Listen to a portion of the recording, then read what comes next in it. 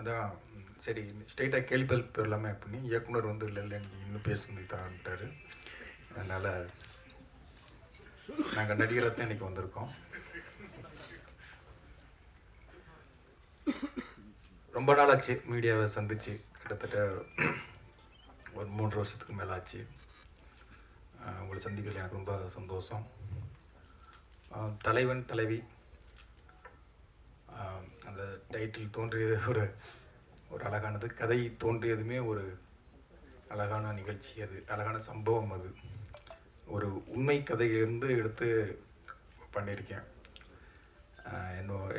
என் பையனுடைய பிறந்த நாளுக்காக ஒரு குலதெய்வம் கோயிலுக்கு போகும்போது நான் சந்தித்த 2 கேரக்டர், அதுதான் ஆகாச வீரன், பேரரசி. பார்த்ததை அப்படியே எடுத்தால் படமாகவே எடுக்க முடியாது. ஆனால் இப்படி இருந்தால் எப்படி இருக்கும் அப்படிங்கிற அந்த ஒரு கேள்வி தான் இந்த கேரக்டர். அதை எழுத ஆரம்பித்தேன். சும்மா ஒரு சிம்பிளாக ஒன்று எழுதலாம், ஒரு சிம்பிளான ஒரு இதுவாக எழுதலாம் அப்படின்னு அது எழுத அது வேறு ஒன்றா மாறிச்சு. அது எழுதும்போது தான் ஆகாச வீரனுடைய அந்த கேரக்டருடைய வேல்யூ இருக்குல்ல. ஏன்னா சிரிக்க வைப்பான், அழுக வைப்பான், டார்ச்சர் பண்ணுவான். இவன் என்ன கேரக்டர்னே சொல்ல முடியாது. ஒரு ஹீரோ கேரக்டர்னால் ஒரு ஆர்க் இருக்கும்ல, நூல் பிடிச்சது மாதிரி போகணும், இப்படி தான் இருக்கும் அப்படின்னு ஒரு ஆர்க்கும். எந்த ஆர்க்குமே இல்லாத ஒரு கேரக்டர் தான் ஆகாச வீரன். அது எல்லா ஹீரோவுமே பண்ணிட முடியாது. அது ஏதோ சேதுபதி சாரை சந்தோஷப்படுத்தணும் அப்படிங்கிறத அந்த இடத்துல சொல்ல, இந்த கேரக்டரை விஜய் சேது சார் மட்டும்தான் பண்ண முடியும். அதை நீங்கள் பார்க்கும்போது ப்ரெஸ்ஸோ போடுவான், நான் வந்து வெளில நிற்பேன், அப்போ நீங்கள் சொல்லுவீங்க. இதை அவர் மட்டும்தான் பண்ண முடியும். இந்த கேரக்டரை நான் இவர் பண்ணால் தான் நல்லாயிருக்கும் அப்படிங்கிறதையும் நம்பினேன்.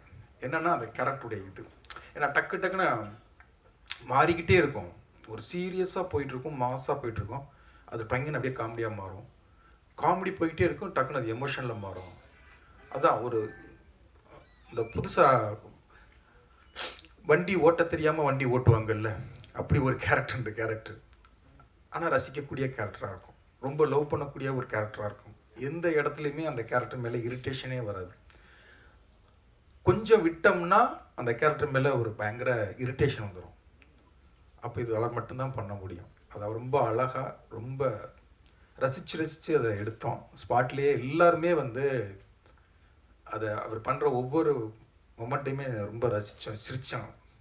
எல்லாருமே பொதுவாக யூனிட்டில் வந்து தூரமாக போயிடுவாங்க. ஒரு கட்டத்துக்கு மேலே ஒரு 4-5 நாளில் அப்படியே அங்கே போய் உட்காந்துருவாங்க. ஆனால் நித்யாவும் சேது சார் பண்ணும்போது வேடிக்கை பார்ப்பாங்க. ஒரு ஒட்டமாக மேனேஜர் எல்லோரும் வந்து நிற்பாங்க. அதை அழகாக அவங்க ஆக்டிங் அப்படி அழகாக இருந்தது. அதே மாதிரி தான் பேரரசி கேரக்டர். பேரரசி இப்படித்தான் அப்படின்னு ஒரு எந்த ஆர்க்குமே இருக்காது. அவளும் அப்படித்தான், ரொம்ப அன்பானவ, அழகானவ, அழகான அம்மா, நல்ல மருமக, நல்ல மனைவி. டப்புன்னு எப்போ மாறுவா, எப்படி மாறுவான்னு எல்லாருடைய மனைவி மாதிரி இருந்தால் அவளை எப்படி ஹேண்டில் பண்ணுறதுங்கிறதே ரொம்ப கஷ்டமான கேரக்டர். ஆனால் அவளை ரொம்ப பிடிக்கும், ரொம்ப ஹஸ்பண்ட் அப்படி லவ் பண்ணுவாள். அப்போ இந்த கேரக்டர் யார் பண்ணுறது அப்படின்னா அது நித்யாவை தவிர வேறு ஒரு ஆப்ஷன் எனக்கு இல்லவே இல்லை. நான் இது வரைக்கும் 11வது படம், எனக்கு 10 படங்கள்லையுமே என்னுடைய ஹீரோயின் நான் நினச்ச ஹீரோயின் எனக்கு வந்ததே கிடையாது. முதல் தடவையாக என்ன ஸ்கிரிப்டில் எழுதணுன்னோ நித்யா மேனன் தான் இது ஹீரோயினும் எனக்கு இந்த படத்தில் வந்திருக்கு. அப்படி இந்த படத்துக்கு நான் நினச்ச ஹீரோயின் கொடுத்த என் தயாரிப்பாளர் சத்யஜோதி தியாகராசன் சாருக்கும், செந்தில் சார், அர்ஜுன் சார், ரொம்ப நன்றி. அந்த கேரக்டரை வந்து நித்யா, அதாவது அது டாம் அண்ட் ஜெர்ரி லவ்னு சொல்லுவோம்ல, ஒரு புருஷன் பொண்டாட்டி சண்டையே நிறைய பேருக்கு கனெக்ட் ஆகும். அவங்க ஹஸ்பண்டோ அவங்க மனைவியோ அதை வந்து 2 பேரும் என்னமோ உண்மையாகவே இவங்க வாழ்ந்தாங்களோ அப்படிங்கிற அளவுக்கு சாருடைய மனைவி வந்து கோவப்படுற அளவுக்கு 2 பேரும் அவ்வளவு உண்மையாகவே இவங்க வாழ்ந்துருக்காங்கடா அப்படிங்கிற அளவுக்கு அழகாக நடிச்சு கொடுத்தாங்க 2 பேருமே. ஆனால் கொஞ்சம் டார்ச்சர் தான் சார். ஏன்னா முதல் நாளே 2 பேர், ஃபஸ்ட்டு 2 நாள் சேது சார் மட்டும் வச்சு எடுத்துட்டேன். 3வது நாள் தான் 2 பேர் காம்பினேஷனும் சாஃப்டாக ஆரம்பித்தேன். நித்யா மேனனுக்கு வந்து சாமி கும்பிட்டு அப்படி ஒரு மணி வச்சுட்டு கும்பிட்டு போங்க. இந்த சாங்கில் பார்த்தீங்கல்ல, அது அப்படின்ப்பா ரொம்ப சாஃப்டான டேரக்டர் அப்படின்னு அவங்க நினச்சாங்க. அப்புறம் 2 பேரையும் வச்சு ஒரு லவ்வர்ஸ் பேசிக்கிற மாதிரி ஒரு சீன் எடுத்தேன். அது உட்காந்தே தான் பேசணும், ரொம்ப ஜாலியாக சிரிச்சுக்கிட்டே எடுத்தோம். அது சீனும் நல்லா ரொம்ப வந்தது. படம் ஃபுல்லாக அப்படி தான் இருக்கும் அப்படின்னு நினச்சாங்க. அப்புறம் கொஞ்சம் ஸ்பீடாக ஷிஃப்டிங் அப்படின்னேன். நல்ல வெயில், அந்த ஒரு டாப் ஆங்கிளில் பார்த்துருப்பீங்களா, ஒரு பாறைக்கு நடுவில் பள்ளமாக இருக்கும். கொஞ்சம் தடுமாறுனா அங்கிட்டு போய் விழுந்துடணும், இல்லை இங்கிட்டு விழுந்துடணும். அவ்வளோ ஒரு ரிஸ்க்கான இடம். அது நடுவில் பைக்கை ஓட்ட விட்டேன். அப்படியே பார்த்தாங்க, இதுலேயே சார் வண்டியை ஓட்டணும் அப்படின்னு. அதுக்கு முன்னாலே உட்காரணும் அப்படின்னா நல்லா உட்காரணும். இந்த சாங்கில் இருக்கும். அது கொஞ்சம் என் மூடு இதுதான் அப்படின்னு உங்களுக்கு முகத்தை காமிச்சேன். சரி, இதை முடிச்சுட்டு விட்டுருவாரு போல, ஏன்னா 4:30 ஆயிடுச்சு அதை எடுத்து முடிக்கும்போது. சரி, ஃபஸ்ட்டு நாள் கொஞ்சம் மூடாவே நல்லா நிறைய எடுத்துட்டான், விட்டுருவாரு அப்படின்னு நினச்சாங்க. பக்கத்தில் யானைமலை இருக்குது, கொஞ்சம் மேலே ஏறுமா நல்லாயிருக்கும் அப்படின்னா, இது இன்னொரு நாள் எடுத்துக்கலாமே அப்படின்னாங்க. இல்லை அடுத்தலாம் கூட்டம் வந்துடும், ஷூட்டிங் நடக்கும் தெரிஞ்சு, இப்போ நான் ஃப்ரீயாகிட்டு வந்துடலாம், பர்மிஷன் எனக்கு தான் இருக்குது. சரி, நீ ஏறினா மலை ஏறிக்கிட்டு இருக்கேன். ஒரு 1 ஹவர் ஏறுறான், ஒரு 45 நிமிஷம் இருக்குமா. அது ஏறிட்டு அது எடுத்துட்டான், நினச்சது எல்லாத்தையுமே எடுத்துட்டான். ஏன்னா ஃபஸ்ட்டு நாளே இப்படி வச்சு பண்ணுறீங்க அப்படின்னாங்க. இல்லை, மைண்ட் செட் ஆகிக்கிங்க, இதை நான் அப்படின்றேன். ஃபஸ்ட்டு நாளே எப்போவுமே நான் ஆர்டிஸ்ட்டுக்கு மைண்ட் செட் பண்ணிடுவேன், இதுதான் இப்படி தான் எடுக்கணும் அப்படின்னா. ஆனால் அது 70 நாளும் அதுதான்.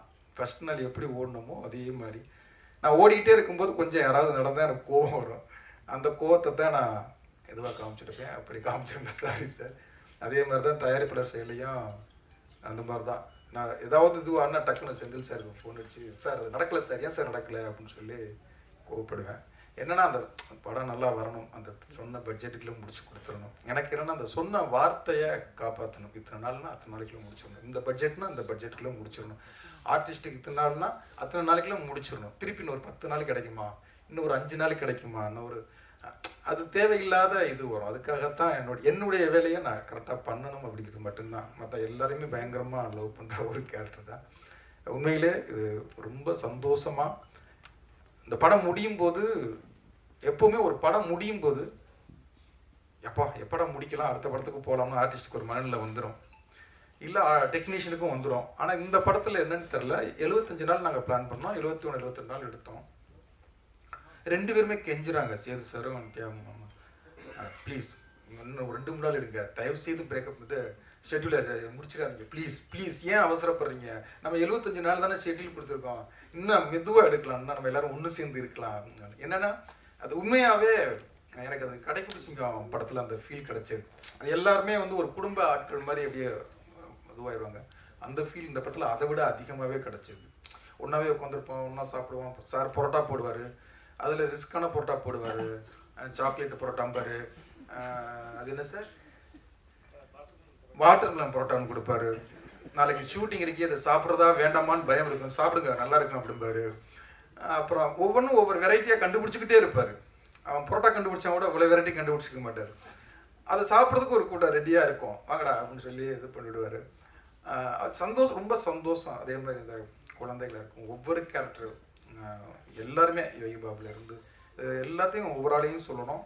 அவ்வளோ பேருமே ரொம்ப கேமராமேன் அவனும் நானும் அவன் அசிஸ்டன்ட் ஸ்டில் ஃபோட்டோகிராஃபராகவும் நான் அசிஸ்டன்ட் டேரக்டராகவும் இருந்தோம். அவனும் நானும் சேர்ந்து அவ்வளோ நித்யா தான் கேட்டாங்க, உங்களுக்கு ஃபஸ்ட்டு படமா அப்படின்னாங்க. ஆமாம் அப்படின்னு. அப்படி தெரியலையே அவ்வளோ, ஏன்னா 2 பேரும் ஓடிட்டே இருப்பாங்க, லைக் பண்ணுறது தெரியாது, எடுக்கிறது தெரியாது, அவ்வளோ ஸ்பீடாக ஓடிட்டே இருப்பான்.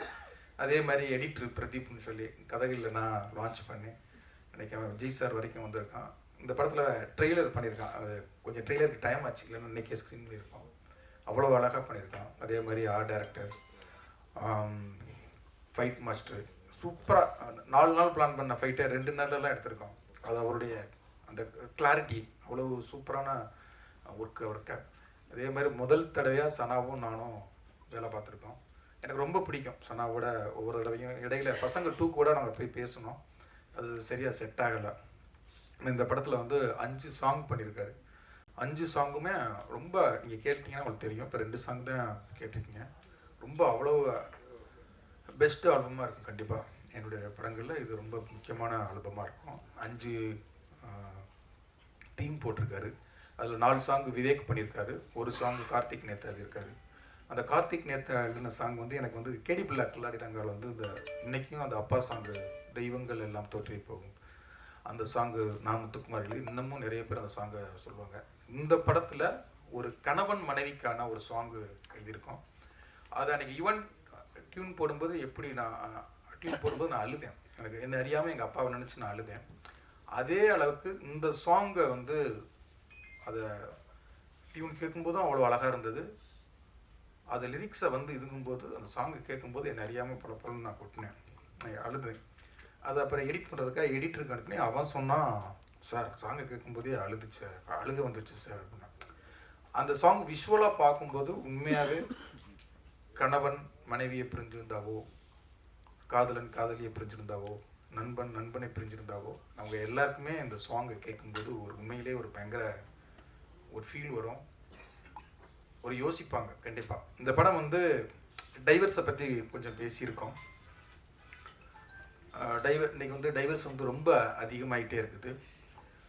ஏன் அப்படிங்கிற ஒரு கேள்வி தான் இந்த கதை. அதை வந்து ஒரு விஷயமா பேசியிருக்கோம். அது கண்டிப்பாக இந்த படத்துக்கு அப்புறம் நிறைய பேர் யோசிப்பாங்க. கடைக்குட்டி சிங்கம் நம்ம வீட்டு பிள்ளை படங்கள் பார்த்துட்டு நிறைய அக்கா தம்பிகளும் அண்ணன் தங்கச்சிகளும் ஒன்று சேர்ந்துருக்குன்னு என்கிட்ட சொல்லுவாங்க. நிறைய கணவன் மனைவிகள் யாராவது டைவர்ஸ் ஆகணும்னு ஆசைப்பட்டிருந்தாவோ, இல்லை கோர்ட்டுக்கு போய் கொண்டிருந்தாவோ, போகணுமா அப்படிங்கிறத ஒரு யோசனையை கொடுக்கும் அப்படின்னு நான் அந்த படத்தை நம்புகிறேன். கண்டிப்பாக வந்து யோசிக்க வைக்கும் அப்படிங்கிற நம்பிக்கை எனக்கு இருக்குது. அது படம் பார்த்ததுக்கப்புறம் பார்ப்போம். நன்றி, தேங்க்யூ.